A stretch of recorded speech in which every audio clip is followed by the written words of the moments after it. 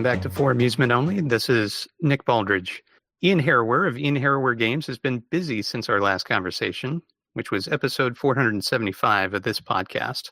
He's been hard at work on a brand new game for the Drained playfield module on Multimorphic's P3 Pinball Platform, titled Blood Bank Billiards. Ian, welcome back to the show. Well, thanks for having me back.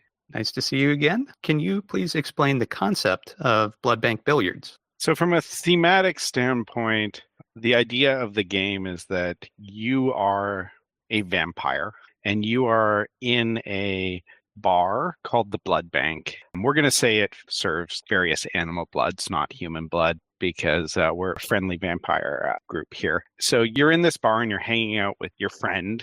I call him Minnesota Bats. And he was turned around post-World War II era pool hall, kind of inspired by movies like The Hustler. And that's sort of when he was turned, and he played pool at that time. And so he's sort of a pool shark who is just hanging out, and the two of you are just having some drinks and playing pool. And that's sort of the general premise of the game. And what are the goals of the game?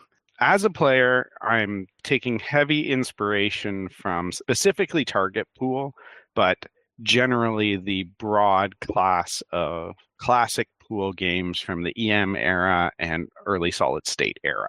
And just like those games, we have an incredibly inaccurate game of 8-ball that we are playing, because we don't actually follow the rules of 8-ball, but we pretend that we do. So as a player, your goal is to sink all 14 of the object balls to qualify the 8-ball shot and then complete the rack by hitting the 8-ball, even though that is not how you actually play a game of 8-ball.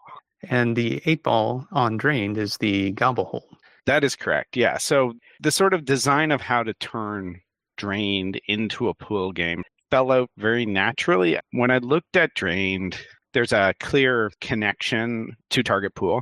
And one of the first things when I saw it, I was like, I wonder what it would be like to do a pool game on this. And you were nice enough to put clear inserts, fully RGB LEDs underneath them on the vast majority of the stand-ups and drops. The two right and left extreme shots don't actually have them on them. But then I sort of said, well, we can communicate to the player that these are balls just by lighting them up in the appropriate color. And then I looked at it and I started counting, and I'm like, okay, I need 14 to be able to do the solids and the stripes. And I kind of looked at it and I'm like, well, if I move them towards the back of the playfield, that's going to cover the drop targets and down onto the stand-ups at the side. And then the leftover targets, there was coincidentally another 14, which worked out perfectly to have a one-to-one correspondence like there is in Target Pool. And then the goal all along was that gobble hole is just perfect for a sink the 8-ball. And much like in 8-ball, if you hit it when you're not supposed to sink the 8-ball, you're going to scratch and lose your turn. It felt very natural. All the numbers worked out perfectly, that you could have 14 object balls, 14 targets in one-to-one correspondence, and the 8-ball to finish things off. Prior to the release of your first game, Birdwatcher, you experimented with an electromechanical style of gameplay on the P3 with an unreleased game that you were making. What attracts you to this era of game? As a player, I've always really felt that the electromechanical games are some of my favorites. So I play a lot of high-end tournaments, and I tend to succeed quite a bit in classics tournaments, and specifically in the kind of earlier era of 79, 80 solid states, and then the EM era. I think from a play style perspective, this doesn't happen on the P3, but one of the things I love about this era is actually the flipper mix. And a lot of people will disagree with me maybe on this, but flippers on an EM, they're not a binary on-off. You can do various things to control flippers on modern machines. Like you can do things like a tap pass on a stern, but it still has this on-off nature to it. The way you're doing the tap pass is by having a very quick on-on. But I feel like there's a whole range of skills that you get. Genuine electromechanical machine with high voltage going through the flipper switches. The speed at which you press the button impacts the current that gets to it and the speed at which the current gets to it. Hitting the button more quickly actually does make a difference to how that electrical closure happens. You can actually control the power to a degree that you can't in an on-off way. And I really love that about EMs. And then from a layout perspective, I'm not a very accurate shooter. So I find that the strength of my game as a pinball player typically is on nudging. The way I kind of describe to people the classics games versus the modern games, on the modern games, a lot of your control comes from shooting accurately, because if you can make the shots, you have rails that will return to your in lanes, and you can feed to do another controlled shot. So you gain control of the game by never missing. Whereas most of the EM era and early solid states, your control comes from nudging. You're controlling the game as the ball returns to your flippers. And so you're anticipating where it's going to go. You're nudging early. None of the shots are generally safe. And so the ball has a lot more side-to-side action. And it's just that style of game that I actually really enjoy. Drained is a playfield module for the P3 that my company, For Amusement Only Games, manufactures. Why did you decide to make this game available only on the Drained playfield module as opposed to your previous game, Birdwatcher, which was available on every playfield module to this date? This game is designed 100% for the Drained module. I made the game because I wanted it to exist. I enjoy Drained. I enjoyed Drained bite-sized a lot, but I wanted this game to exist. I wanted to play pool on my Drained module, and I figured the fastest way to get there was just to write it myself. And if I'm going to write it for myself, I might as well release it for other people as well. And how are the unique features of Drained utilized in Blood Bank Billiards? The gobble hole we've talked about a bit, but there's also the bell and the knocker. So the knocker, my first thought was, well, I'm doing a pool themed game, and I want to fire that knocker when I launch the ball and break the rack. So when you first launch the ball, and immediately there's this hard crack of the knocker as the ball's hit, and then there's a background noise of an actual real recording of balls being broken from the rack. So I thought thematically that fit really well. And then the bell adds to sort of the broader sound package of what I'm doing within the game as a natural EM sound. But I use it for what are the highest scoring, most important shots in the game to kind of reinforce to the player that that's what they should be doing. And so much from the inspiration of Target Pool, there are the front series of stand-up targets, as well as the 3 moving up the sides on each side, are what I call the Blood Bank. And there are up to 2 targets, which are indicated by flashing inserts, and if they are the front targets, also visual blood indicators on the playfield, which indicate that they're lit for 300 points. And that's a really big score within the game. And that's primarily what you're trying to do, is to build those up and then hit them. And so your reward to reinforce that this is a really important thing is that when you hit that, the bell goes off. Thematically, this is what many games of the era would do. They would use the bell for something like this, and thinking like a game like a Golden Arrow, where the bell triggers when you have the lit insert and the arrow at the same time, and you hit them both, and you get 10K for that, and it gives you the bell on the 10K rollover. It's a combination of adding to the broader soundscape, but also giving that feedback to the player that this is important. Regarding playfield artwork, Blood Bank Billiards is a very unique mixture of fully 3D rendered objects and 2D overlays. Can you describe the thought process in mixing these two styles and why you chose this approach? When we talked about Birdwatcher, I talked about how I wanted to try doing a bunch of stuff myself to learn how to do it and to see how I was at. And that's true here again. There's a spectrum of new things I wanted to try that I hadn't tried before. And so one of those things was everything in Birdwatcher is real-time rendered. And most pinball games, whether you really realize it or not, most of what people are doing is playing back pre-recorded assets with layered composition on top of them, with the exception being P3 games tend to be a little different. And so I wanted to do video overlays, which was something I hadn't done before because I wanted to add it to my toolbox of things to do. And so I wanted to create animations when things happen in the game. Scratch being one of them, sinking the 8-ball, and then the way the game played out, every time you drain, it shows you an animation of you missing your last shot that you tried to make. I had this, well, I'm going to do animations, and I'm going to do animations of pool balls. And so there was going to be a view of the pool table. And then at the same time, I really wanted to make this as true to an EM style game as I could. And so for the playfield art, I did want a static silk screened look to the playfield. And so what I ended up with is this static overlay, which looks kind of like a silk screened playfield with inserts for they're on the inlanes. There's starburst inserts above them. There's wood cutouts where switches would be, had there actually been switches there. It's got kind of this fixed silk screened wood look to it. And then there's a giant hole cut out of it that gives you a view down into the 3D rendered pool table. And then video overlays get placed on top of that. The backglass artwork for Blood Bank Billiards is an extremely detailed 2D image. What was involved in creating this image, and did this image help shape your concept of the game's world? It's all hand-drawn over top of reference images from the rendered scene. My inspiration of the artwork was kind of, again, throwbacks to other pool games, especially like 8-Ball Champ, where like 8-Ball Champ has this person in a vest holding a pool cue kind of standing there in its artwork. But Cue Ball Wizard, 8-Ball Deluxe, some of them have action shots where the person's kind of making a shot at the time, but they tend to have, this is your opponent standing on the other side of the pool table, and this is who you are playing against. And I wanted to make that what this felt like, the look. But I also wanted to reinforce the vampire theme of this, because to me it was important to lean into the Drained concept.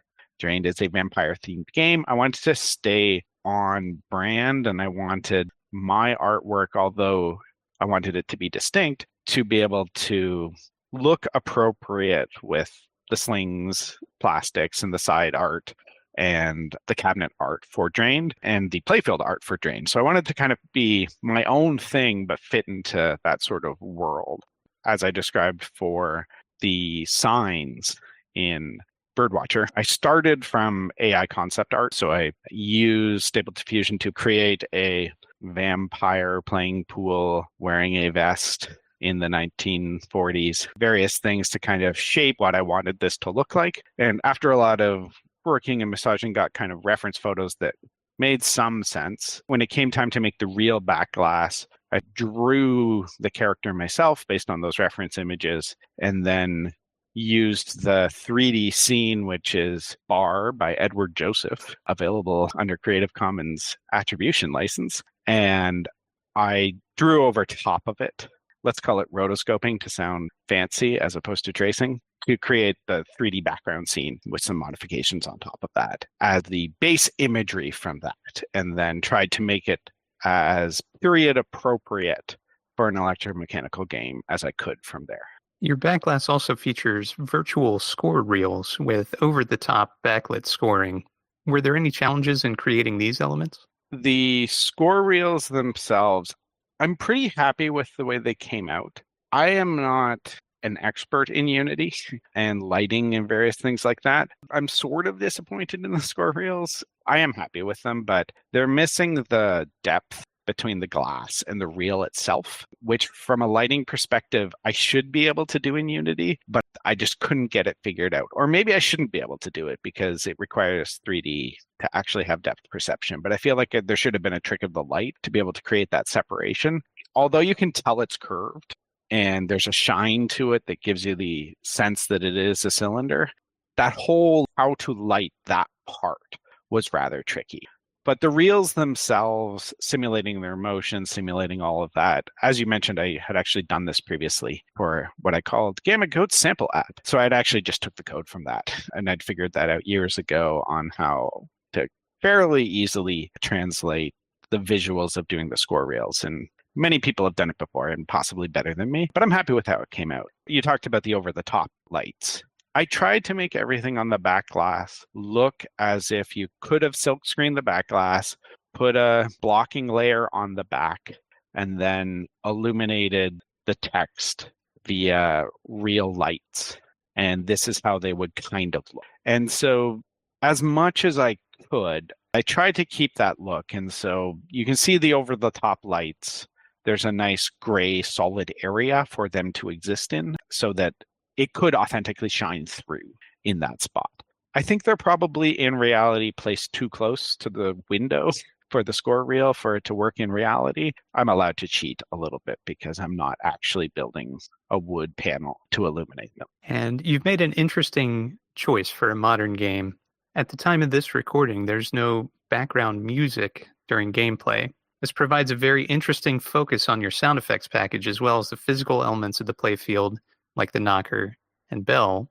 Can you describe the decision-making process behind that choice? Yeah, I think the basic starting point was I want this to sound and feel like an EM.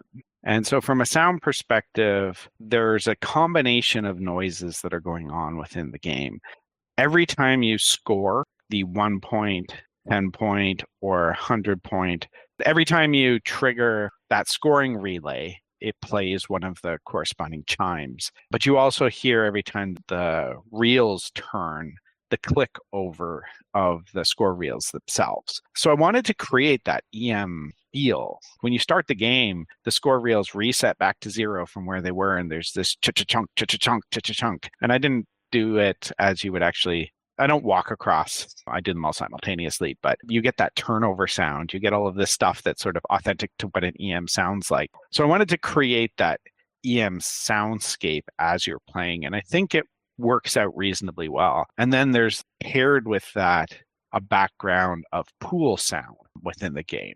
I don't know if anyone but me can actually tell what's going on in the sounds, but when you make a shot, there's a pocketing sound, like recordings of balls actually going into pockets. When you hit an unlit stand-up target where a ball used to be, you hear miss shots. So you hear balls hitting rails and various things like that. Sort of creates this sound atmosphere to fill the space. And then there are call-outs in the game as well. A lot of the how do you fill the void of sound by conversational sort of small talk type call-outs, jokes, various things like that to have a serious but light humorous aspect to the game. And also give instruction to the player to give them a sense of what they're supposed to do and reinforce that they did good things. Like if you make a shot, it will compliment you in a friendly way. Hey, nice shot. And it just sort of helps fill it out. And I think it creates a fairly full playing experience, even without background music. And how many unique callouts do you have in the game? So we are currently recording this before I am finished. The game is code complete, but I'm waiting for another batch of callouts. So the actual number of callouts is a little unknown right now. I have about 150 in the game at the time of this recording, and I have a script for about 100 more that I expect to get into the game. Blood Bank Billiards, with its suite of callouts, is quite different from Birdwatcher, which features no human callouts. What was the process of voice direction or sound design that you took with Blood Bank Billiards, with no background music, but with those electromechanical sounds, and then blending these callouts with those electromechanical noises? So the callouts are done by Glenn Wechter, who was really excited to help me out in doing this. He also did all of the sound design and sound work for the Saw homebrew. What I had in my head when I talked to Glenn about what I wanted is I sort of described a deep voice, fairly calm in how it's presented, described it as if he could do something in a Sam Elliott or Chris Christopherson kind of way, a little bit of a sort of Nashville edge to the accent, which conveniently blends from that area of the country. And so it works well with his natural voice.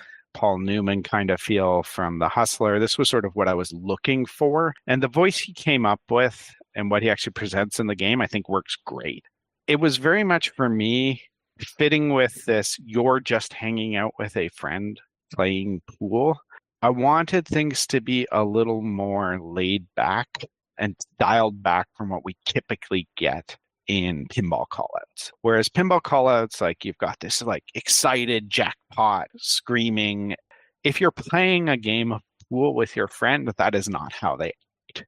So I think combining the callouts and the sounds and all of that, it really is just supposed to feel like you're hanging out with one of yours. And your friend just happens to also be a vampire.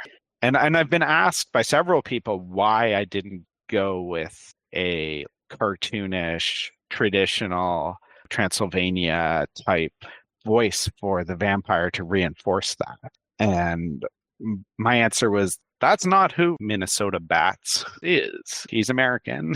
He was turned in the 40s in America, and he stayed in America and grew up in America, and that's what he sounds like. Not all vampires have to come from Romania. You have a number of interesting light shows. The walls and scoops are used in a great way to highlight what are known as the Cape shot targets in Drained. Can you describe the playfield illumination and light shows within Blood Bank Billiards? There's a few areas. So on the object balls at the back, solids are on the left-hand side through the LIC, MIR, and holy targets. And then the water, ROR, and STA targets on the right side of the playfield. And those are illuminated with the corresponding color of the ball, 1 through 7, 9 through 15. And my goal with the light shows was to, until I broke it, keep the light shows era appropriate. So the light shows were mostly on-off light shows as a goal. And that's still mostly true, but we'll get into where I broke down. I also wanted them to be one color because you wouldn't actually have color changing LEDs at the time. You could have had 2 light bulbs with a diffuser over top of them, because that did happen in the EM era. There are a lot of games that had red diffusers to create various lighting effects. And so you could have 2 colors and still be era appropriate. So those are just on off. And when you hit the ball, they turn off, and the corresponding image in the center of the playfield of the ball in the rack disappears as if it was pocketed. Then the blood bank, which is the 8 targets at the front and the first 3 targets, so the GAR and the KES targets, those sort of back blood bank targets are illuminated in white. And we'll kind of get into the why of that in a second. And then the front targets represent the blood bank filled with blood. So these targets start out red. And since there were not inserts in front of the cape targets, as you say, I use the wall, the scoops within the wall as a proxy for that I think works out fairly well to represent those targets. So from a light show perspective, I had to be able to communicate 2 things. The original design was to follow a target pool and to have a lit target that you hit. And so when I first started the game, I just turned on a light. If the corresponding object ball had been dropped and you were in one of the 2 positions, it would turn on the light. And if you hit a lit target, you would get your 300 points. It would ring the bell. But there's sort of 2 things that happened here. One, feedback from my beta testers was that they really wanted more to do there. They really wanted to have a reward for having hit every single one of the 8 targets at the front. And I wanted to play around with some blood effects. But the combination of that is that I had to change to represent a state within the lights that showed within this completion of the blood bank, you have hit this target. And what I decided on was red targets represent targets that are filled with blood. When you hit one when it's flashing, it will be drained of the blood and it will go from a red target to a white target. And we indicate which one of the targets is available for the 300 points by having a flashing target.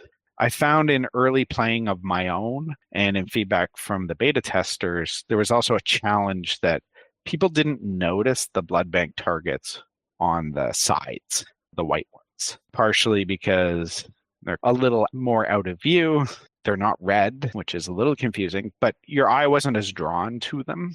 And so one of the other tricks that happens, which I think helps people notice them, but I've had very few people actually try the game. So we'll see when it's released as people play whether they agree with me. But Drained has GI lighting. And so I actually turn on the GI behind the side targets when they're flashing to help draw your eye to it, to know that there is a blood bank target there. And hopefully you'll notice it.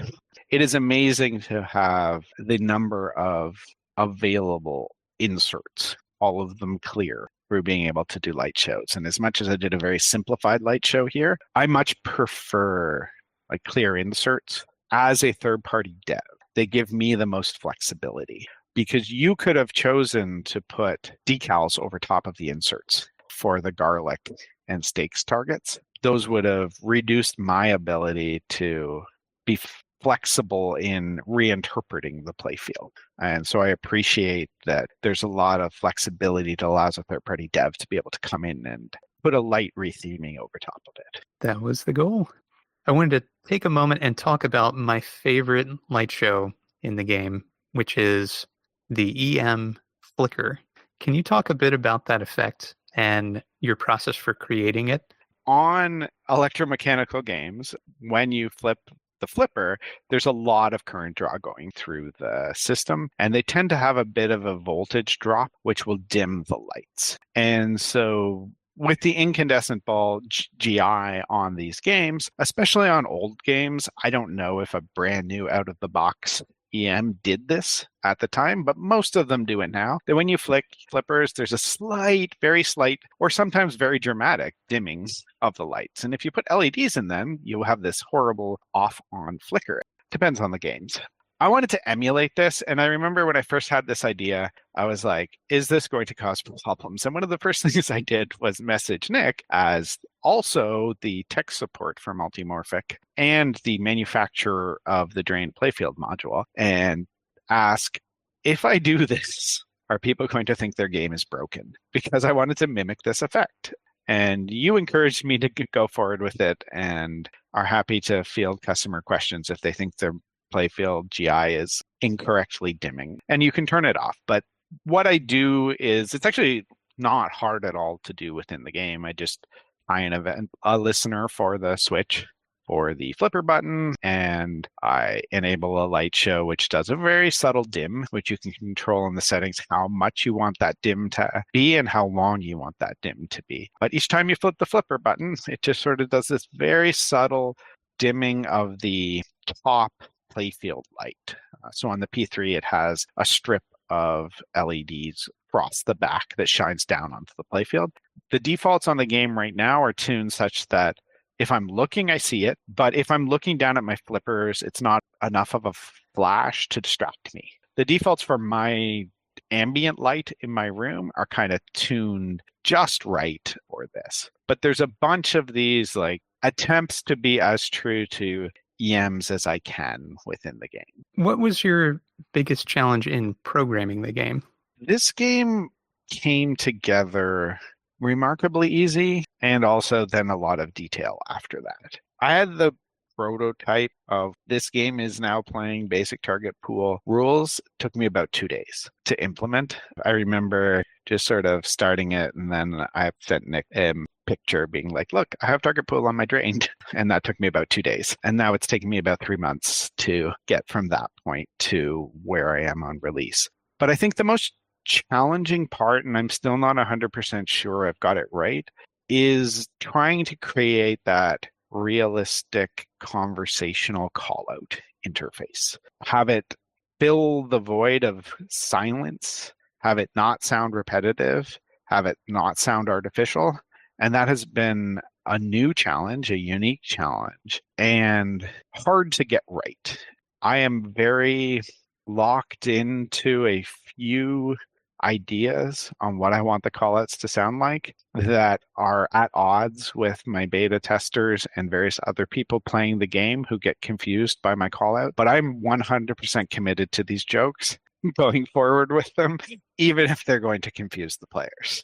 Was there anything that was easier than expected? You mentioned the rapidity with which you were able to get the basic rule structure in place. And aside from your experience and your expertise and the fact that you've already put out another game on the platform commercially, I would say part of that is also the strength of the SDK and the ability that I built into Drain's Playfield module to allow you to build those games. Is there anything that was easier than you expected once you started making this game?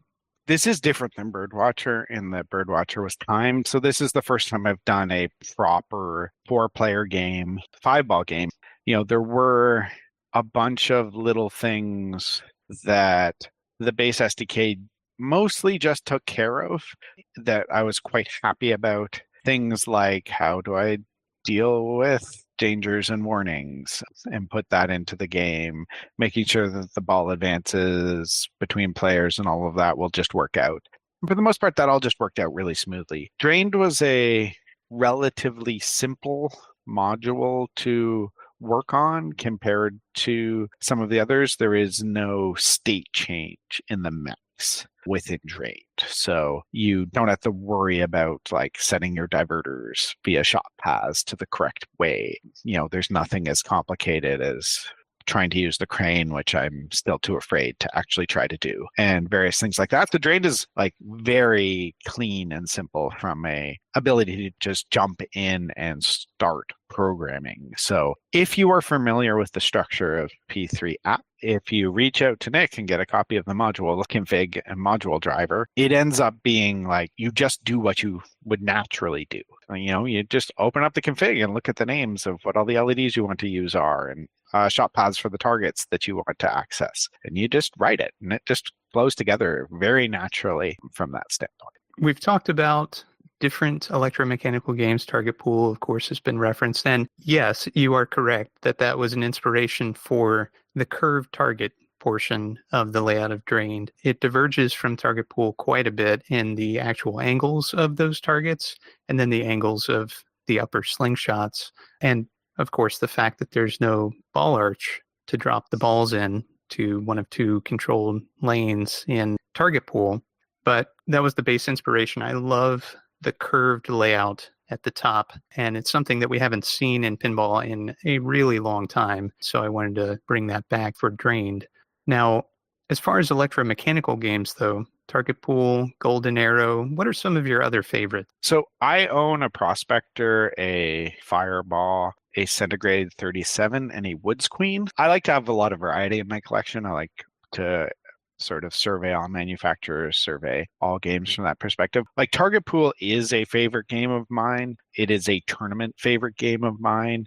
As far as 2-inch flipper games go, a 2-inch flipper game with, although giant slingshots, a very traditional kind of Italian bottom. For some reason, that game on its 2-inch flippers, you can use all of your modern flipper skills on. Like you can drop catch, you can live catch, you can do all of the things you would do, and it feels really good. And so that is very much a favorite game of mine. I do enjoy Prospector, even though when I play it, I actually ignore the spinners and tend to build up gold first, because I actually think gold is the way you win that game. I love the double spinners on that. I love the Sagasa. Scoring reels are just so smooth. And when you get that click over on the spinners, they're really rewarding. I enjoy oddball games like Doodlebug because it's just fun to get the Doodlebug going with a massive point total and watch your game roll over a bunch of times. I like weird games that have like one shot that you repeat over and over again, like Butterfly or Gay 90s, because I've ended up in tournaments where I was able to do that one shot over and over again. And because I did well on it, I then enjoy those games, even if they're massively filled with flaws. So generally speaking, I like most games. Unlike most collectors, I would say I don't favor gobble. I tend to favor Williams EMs from a play standpoint, how their flippers play, which are spongy and weird, but I like them. And the games like Sagasa's, which are essentially Williams games. Important to the title of this podcast. Have you ever played a bingo pinball? I have never played a bingo. I don't know if I've ever seen a setup and functioning EM bingo in my life. I've seen photos of them, and I've seen them at the flea market at Allentown. Well, we'll have to change that one day. Hopefully we can meet up and play some bingo pinball together. Let's talk about the Blood Bank, though. This is a major divergence in rules from the rules of Target Pool. You're not just completing the rack. You're also trying to achieve this secondary goal, more than just the points, but there's a specific thing that you can achieve through the Blood Bank. And so I'd like to talk through your process for creating that second goal in the Blood Bank, as well as the special graphical effects that you mentioned earlier and the reason for their existence and how exactly that came about. Yeah, so it actually starts from the graphical effects. As hopefully listeners of this podcast who have listened to the last 2 episodes with myself talking about Birdwatcher and Michael Ocean talking about Dungeon Door Defender are well aware that the P3 has the ability to track the location of balls using the infrared grid. So you can track the location of the balls on the screen. And when in my development process, I tend to think, hey, it would be cool to try blah, and then just go off for a few days and see if I can come up and make something work. And here I'm like, blood. I'm doing this blood themed game. I want to splatter blood on the screen. And originally my plan was, if this works, I'll make it default off and then people will have to opt into it. Now I'm actually thinking it's pretty cool and we're just going to default it on and people can opt out if they don't like it. So I started from I want to splatter blood. And I wanted to splatter blood in such a way that blood went onto the screen, and then as the ball rolled over the blood would get on the ball and track a trail of blood further onto the screen. And I'd actually played with a similar idea on my previous prototype EM game. My previous prototype EM game actually got dirty.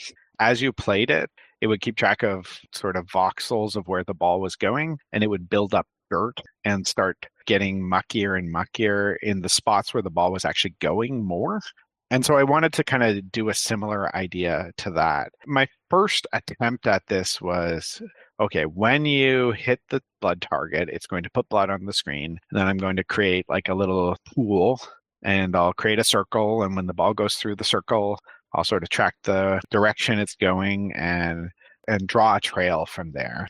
And there was 2 problems with that. One is it looked really weird. So I had the blood sort of splattering straight up out of the insert on the screen, like the graphical insert. But it didn't really make sense as to why the blood was splattering that way. And then the tracking going through that circle was far too small in the least sensitive area of the playfield possible to really be a good trigger. So I ended up refining that to be, no, what really happens is when you hit the stand-up target, blood splatters out of the stand-up target. And the spread is way too narrow for what would really happen, but that's the idea now. So it now splatters forward onto the screen. I still have the implementation of the ball will leave a trail, but instead of it leaving a trail when it travels through the blood on the screen, what happens is as it re-enters the screen from hitting the target, it is as if it has blood on it. And I track the direction that it is moving when it first enters the screen after a target hit and draw a linear path at that point. And it's accurate enough that I think it fools the player into thinking that the ball left the trail. It's inaccurate enough that it actually isn't the path the ball took, but it's close enough. And you asked about how that influenced the rule. So this comes back to my beta tester group is Derek Mutterfutter on the Discords and the Twitch and yourself. And from the very first build, Derek was like, I want something for completing the Blood Bank. And I told him no many, many times. My first implementation of the blood splatter, I just had the blood fade after a few seconds, but I wanted to try persisting it over the length of the ball. And once I got that effect to work well, now you start like filling your screen with all of this blood, and you can tell which targets you've hit because there's blood splatters on the one you've hit. And I'm like, okay, well, now that I've done this effect, you really do need to get some award for filling all of this. And that's when I sort of went back and said, okay, what can we do? And I was torn a little bit to be accurate with the EM type era. I actually kind of wanted to go with a special. I actually wanted to do a replay on completing the bank. It was a little too easy, and I didn't want to bring the side targets into play.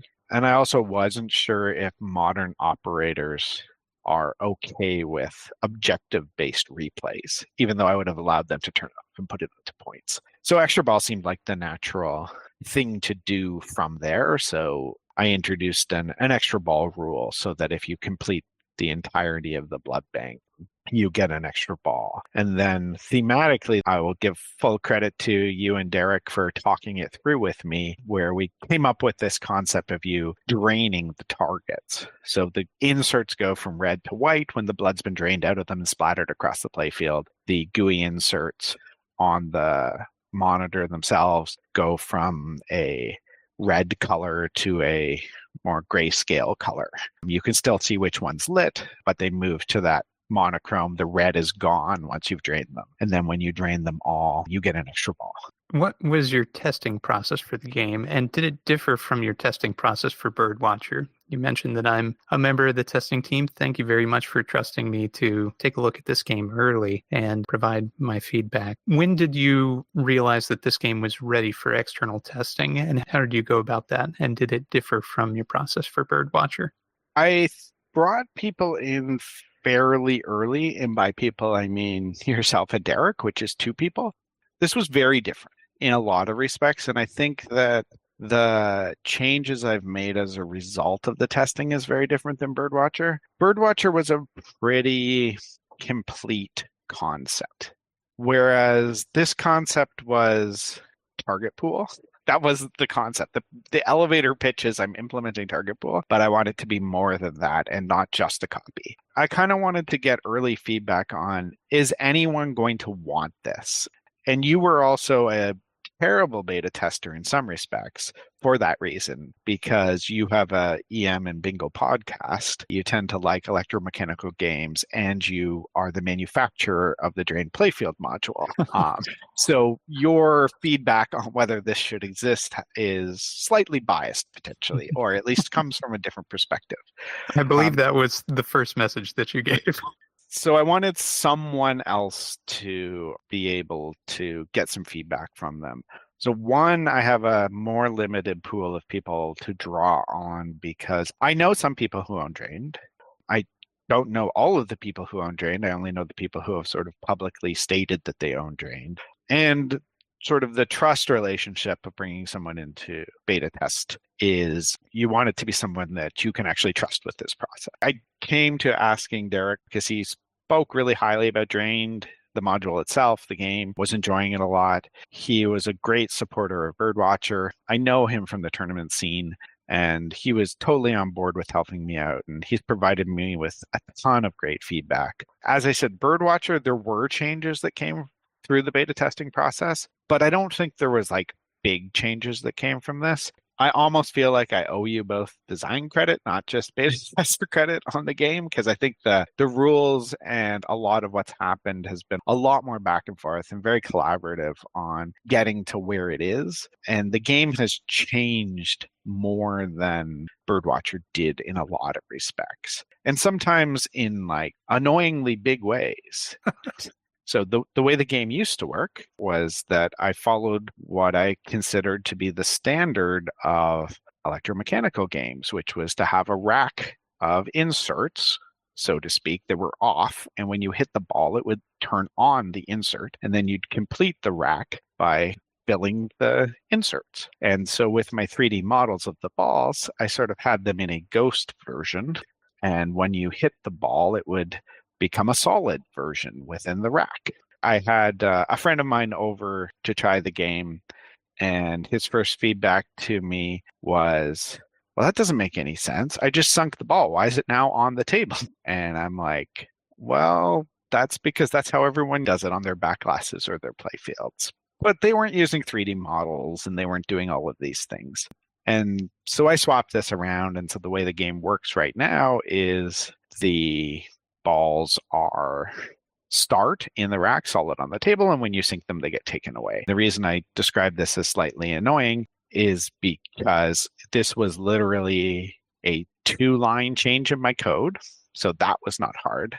But I felt I was fairly deep in the process, and so I spent 3 days cutting together a trailer, which once I changed the visuals to be reversed, I had to throw out all that video and redo it. I have redone it, so hopefully there aren't any other last minute changes before on the feedback. But it seems every time someone plays the game, there is more feedback, which I take into consideration. And some of it I will change, and it will make the game better.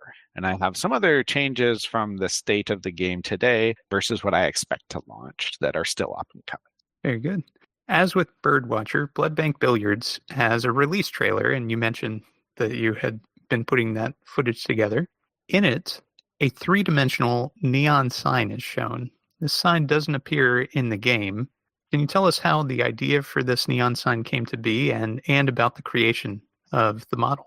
I wanted to create something that gave you the sense that this was a real place. Nothing in my environment in the game really tells you this is the blood bank. And for the trailer, I was just like, well, what if I made a sign to put outside the store? And it was sort of like, this is the blood bank and it is open. And I just kind of wanted to explore whether I could make a realistic looking neon sign in Blender. And so I looked at a bunch of YouTube videos and found a tutorial where someone showed how they created a neon sign by basically taking a font, text, changing that to curves, applying a bevel to the curves within Blender to create tubes, repositioning the tubes and bending them such that the parts you want to be non-illuminated get pushed back to the back of the sign in 3D space, and then applying some really cool material properties to create the blacked out paint look on the unilluminated portions of the signs. And it just sort of was, this might be throwaway, but I'm just going to spend a day making a neon sign in Blender for no reason. And then once I had the neon sign in Blender for no reason, I decided to create a backstory intro for the trailer and end with it showing that like Blood Bank is this place and it is open. And I came to this Blood Bank, pints, pool, and pinball as the slogan for their store, which I thought had a clever kind of P3 nod to it. This was weirdly a day or two of my life for 20 seconds in my trailer. Well, it's gorgeous. Ian, it's been my absolute pleasure to see your excitement for the Drain module turn into this brand new game. Thank you very much for your interest and enthusiasm, and most importantly, your support of the module and for creating this amazing game. Blood Bank Billiards is available now for $199 in the Multimorphic store. I'd highly recommend any Drained owner or EM enthusiast to add this game to your collection. Thanks very much, Ian, for your time and for talking about Blood Bank Billiards. Well, thank you very much, Nick. My full expectation is that at the time this drops, this coming Saturday, I will be streaming this game on Buffalo Pinball. Tune into Buffalo Pinball for the reveal stream of Blood Bank Billiards. Fantastic. Well, I'll be there. Thanks again, Ian. Thank you very much for listening. My name again is Nick Baldridge. You can reach me at foramusementonlypodcast@gmail.com, or you can call me on the Bingos line. That's 724-BINGOS1, 724-246-4671. Thank you very much for listening, and I'll talk to you next time.